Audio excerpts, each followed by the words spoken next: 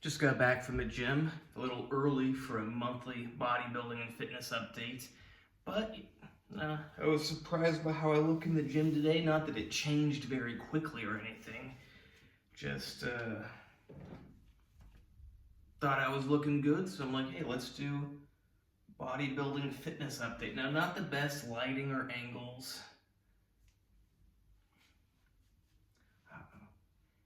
I don't know how jacked I look to you on camera, but in the gym, I was like, whoa, I look like I'm on steroids, but I'm not on steroids. Now, I am going to become unnatural in about 1.5 or 2 weeks. I would like to start that right now, but I'm going to be storing some sperm, and I want to do it while I'm completely natural and have high testosterone, excellent health. So now is the time to do it. Front double biceps never looking good on camera for some reason. But overall, I've got good size. I'm not super lean, but it's mostly just visceral fat I gotta get rid of. And also about storing the sperm. Like, why can't I just do it today? Why can't I just do it tomorrow? Well, because I don't have my own lab yet where I can just store my sperm in my own cryogenic things. So I have to pay somewhere to store my sperm, and they make you do a lot of doctor's checks and stuff. I already went to a psychiatrist, I went to a drug doctor, make sure I'm not a drug addict, make sure I'm not a crazy person, and then I gotta do a bunch of blood work, and then I gotta get something inserted. Not gonna be fun. But I'm in excellent health right now, so I want to store my sperm. I already have sperm stored, but I was sick, and this sperm is going to be better. So as you see, I'm not super lean, but I'm not super fat. In my opinion, it's mostly visceral fat that's just pushing the abdomen outwards. I don't have, I'm not shredded, but I don't have that much fat right here.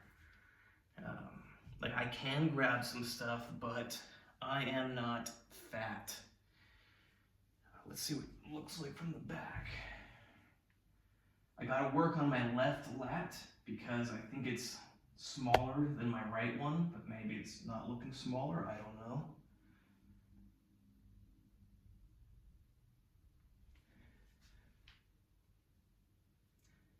It's a shame that these two lights are broken, or else it'd be much better lighting.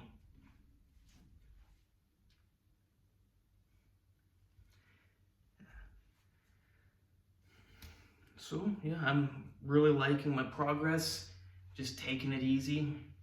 Today I did dumbbell rows. I had been using only machine pull down thing for the last 3 months. I decided, it's time to start doing the dumbbell rows again, because that's what really just blows up my lats and my biceps.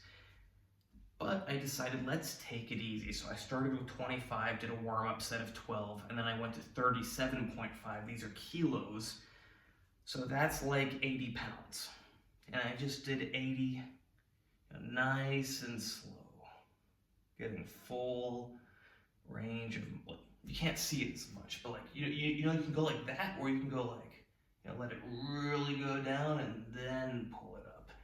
So I let it really go down and then I pulled it up, just nice and slow, just trying to get the health of the musculoskeletal system as good as possible, because you don't think about it so much when you're young, but when you are beating yourself down all the time, whether it's in the gym or doing martial arts, you're accumulating little traumas. Now, in my book on tendonitis, I talk about micro trauma. I'm not talking about traumas that small. So this is full-on torn tendon or ligament. This is micro trauma related to tendonitis. I'm talking about the stuff that's in the middle, a little towards the, actually it's just all in the middle. Some of mine are bigger, some of them are smaller. And you can work through them, but in the long term, you want to keep an eye on them and heal them, because if you got a tendon or a ligament that's only at 70% integrity, and then you start pushing hard to do a bodybuilding competition, you might just tear it. So that's why for the last 3.5 months, I've just been trying to work on getting everything structurally sound. That way when I do go hard, I'll just grow and I won't tear stuff. Knock on wood. I'm not superstitious, but as they say, when in Rome and when in Belarus, you knock on wood. What else to say? I was in the gym today and there was a guy who was in good shape. And I'm looking at him and going, his calves are really small. My calves are not huge, but I do pride myself on having a balanced physique. Now, of course, you can only see my upper body right here. I think next weekend I'm going to have my wife take some full body shots of me. I want to get some good ones before I become unnatural. Not that it really matters, but for my own reference, for your reference, I like it to be known it's mostly for myself, but I also like to show that you can be in great shape naturally. And I don't know if it fully shows on camera right now with this kind of lighting. Now, especially if I spent the next month shredding down naturally, I would look amazing. But I'm so tempted to stay natural, but I got some stuff that's not gonna last forever. So I wanna use it. Plus I wanna come in at my best for the bodybuilding competition, although I am cutting it a little close. I don't know the exact day of the competition. It's usually at the beginning of April, and it's already December 21st or 22nd. I would like to become not natural right now and get to it and get in shape for the competition. But I'm waiting to store my sperm. I could become not natural right now and my sperm would still be very good in like 10 days whenever I store them. But it's like, why mess it up? It's not necessarily that I would mess it up, but why mess with it at the last moment? I want to have these really good, healthy sperm. I do have some clomiphene in my system, and part of the reason I did that is I wanted my testosterone to be higher while I'm preparing these good sperm. I don't like SERMs. I think they're not something good to take long term, and for the same reason I think that it's really not the best to have your sperm exposed to them. But they have so far not been linked to any major birth defects or mental issues or anything.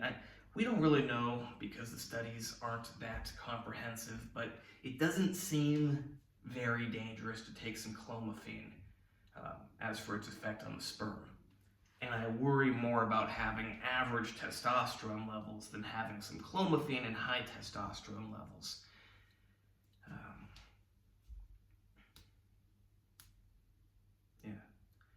So I'm just waiting to store the sperm, and then I'm going to become not natural. What I really need to do is just lose the weight. But what I'm probably going to do is get big. Now, ideally, I do them both at the same time.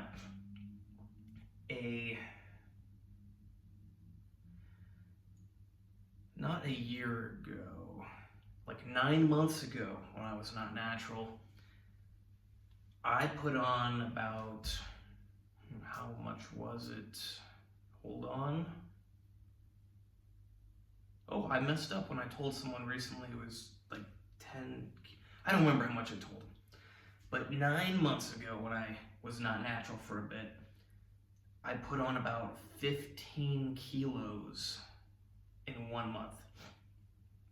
2 years ago when I was not natural, I put on about 9 kilos in 3 weeks. So that comes out to be like half a kilo per day or 1 pound per day. So I'm good at getting big quickly. I don't need steroids to be big. When I take steroids, I get bigger. That's the beauty. If you actually work out a long time, get in great shape, you just take this stuff for a little bit of time and you blow up and get real big. You can do a competition and then come off and you are very healthy again.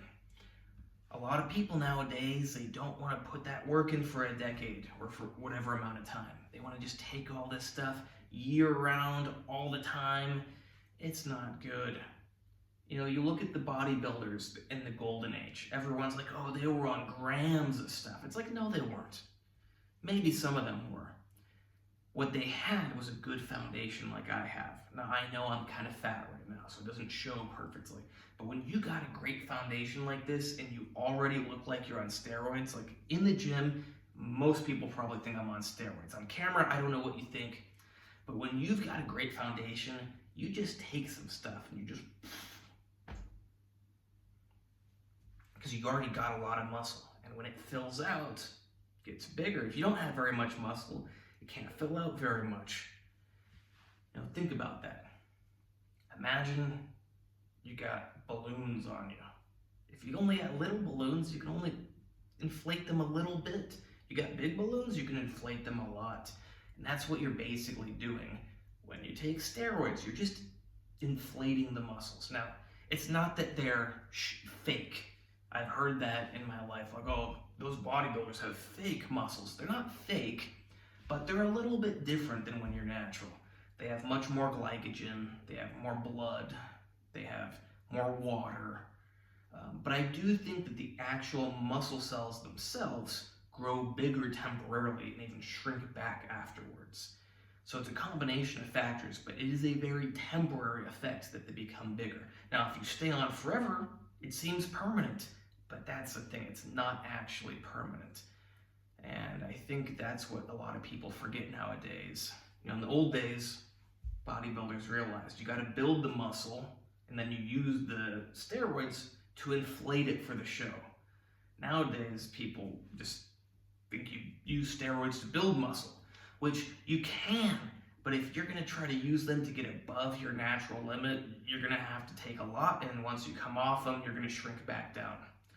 Now, you start way below your natural limit, you can keep a lot of that muscle because you're just gaining the muscle you would have faster. But yeah, I'm not trying to go too off topic. Hope you like this video. Please like, subscribe, and comment. Check out the other videos. Check out my Instagram, AndreyHutch, AndreyHutch. You can hire me there for training, consultations, coaching, plans, whatever. Same thing with diet, same thing with supplements, same thing with special supplements. I know I'm looking soft, but it's just because I'm fat. Still in great shape. And my website is back up, AndreyHutchings.org. AndreyHutchings.org. You can go there instead of my Instagram, but you know, it's pretty convenient just to message me on Instagram. You can hire me for anything except for medical advice. That includes medical information. That includes what would I do? That includes what would I do if I were you? But what I will not do is tell you, I advise you to do this medical thing. I can look at your blood work. I can analyze your blood work. I can analyze your lifestyle. I can say what I would do if I were you. I can say which dosages of which medications I would do if I were you. But I cannot advise you to do that. You have to decide, well, maybe Andrew knows what he's talking about with his years and years, well, almost decades of experience. Maybe I should just do what Andrew would do.